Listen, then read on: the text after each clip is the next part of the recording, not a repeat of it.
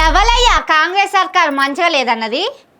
ఎవలయ్యా పొద్దుగాల లేస్తే కాంగ్రెస్ సర్కార్ను తిట్టేది? ఎందుకయ్యా తెలంగాణలో పరిపాలన దిగజారిందని ప్రచారం చేస్తున్నది? రేవంత్ రెడ్డి నాయకత్వంలో దేదీప్యమానంగా ఎలిగిపోతుంటేను అఖండ జ్యోతి ఎలిగినట్టు నలు దిక్కుల నజర్ కొడుతుంటే కండ్ల మంట కొద్దీ తప్పుడు ప్రచారం చేస్తున్నారు.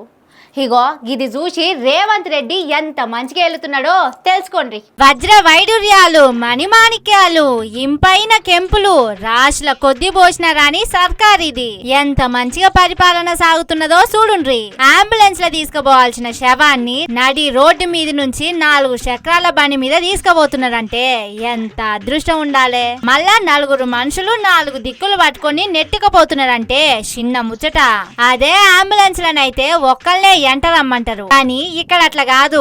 ఎంత మందైనా వెనక మరలా ఊరుకోవచ్చు. అంబులెన్స్ లో తీసుకుపోతే జీవి పోయింది ఎవ్వలదో తెలియదు. అదే ఇట్లనైతే అందరికి తెలుస్తది. ఇది గదా తెలంగాణ ప్రజల బాగోగులు చూసుకునే తరీకా. ఇది గదా రేవంత్ రెడ్డి మార్క్ పాలన.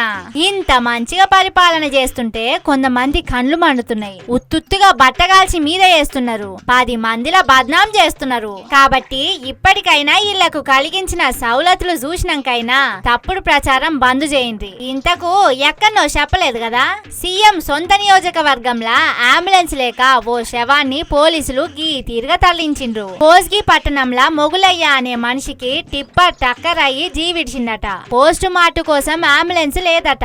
అందుకే ఇగో గిట్ల 1/2 కిలోమీటర్ దూరం 4 చక్రాల మీద బండి మీద వేసుకొని నెట్టుకుంటూ పోయిండ్రు. సంతల నిమ్మకాయలు అమ్మట ఆయన బండిని అడగకుండానే శవాన్ని దాని మీద వేసుకొని నెట్టుకుంటూ పోయిండ్రట.